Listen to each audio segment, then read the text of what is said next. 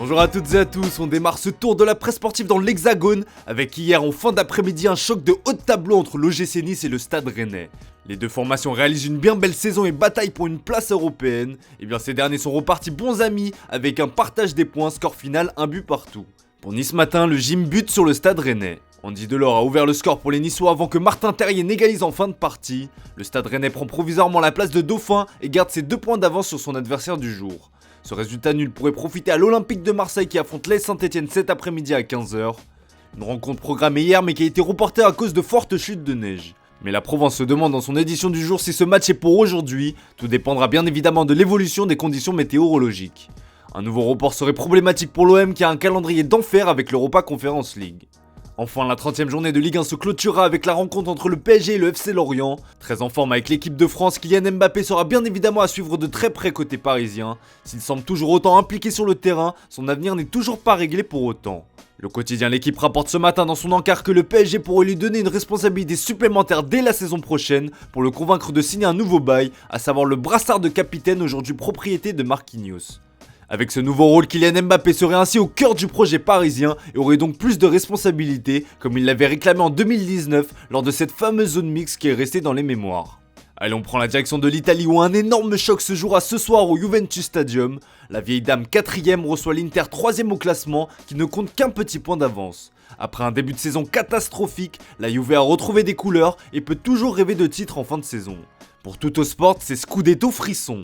Cette affiche fait également la une de la Gazzetta dello Sport où le duel de buteurs argentins entre Paulo Dybala et Lautaro Martinez est mis en avant. Pour le Corriere dello Sport, c'est le dernier appel. L'AC Milan, leader de Serie A qui jouera en même temps face à Bologne, aura probablement un œil attentif aux résultats à l'issue de sa rencontre.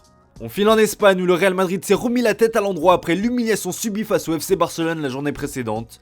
Carlo Ancelotti a pu compter sur le retour de son homme à tout faire, Karim Benzema, qui a donné la victoire aux siens grâce à un doublé sur penalty. 11 mètres plus près de la Liga à placard de Marca, tout dans le jeu de mots. En effet, on peut résumer cette rencontre à une histoire de penalty.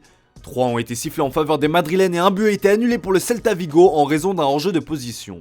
En Catalogne, cette victoire des merengues a fait couler beaucoup d'encre, estimant que la bande à KB9 a été favorisée par l'arbitrage. Le quotidien catalan Sport pousse même un coup de gueule en clamant sur sa une « Donnez-leur la Liga ».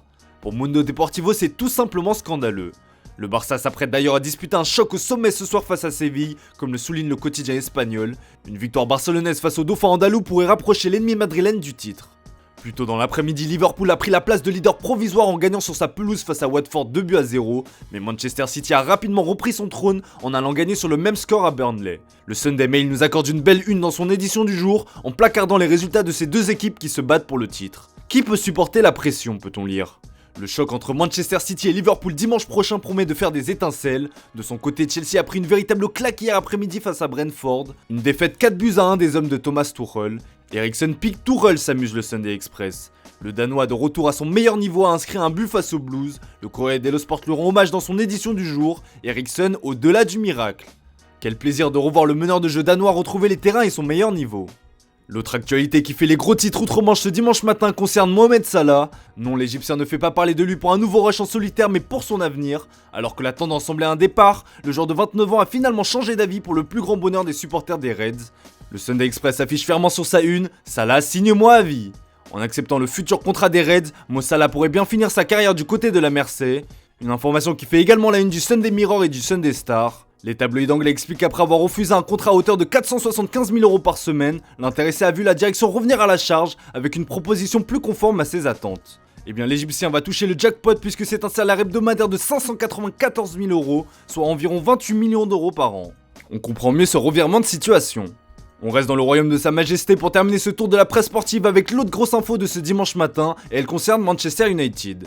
Hier, on vous expliquait qu'Erik ten Hag envisageait de plus en plus l'option des Red Devils.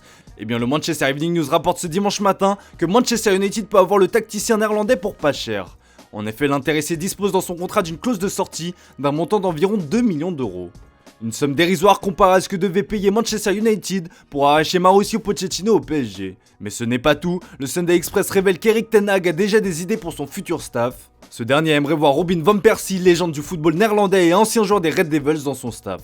Le Sunday Star précise que c'est en tant que numéro 2 qu'il reviendrait du côté d'Old Trafford. L'arrivée du futur coach mancunien se précise. Voilà, c'est tout pour ce matin, merci pour votre fidélité. Surtout n'oubliez pas d'activer la cloche car comme tous les dimanches on vous propose un focus. Et celui du jour concerne la carrière d'un prodige français qui a connu beaucoup de moments difficiles. Voilà, bonne journée à vous et on se dit à demain pour de nouvelles vidéos sur Foot Mercato.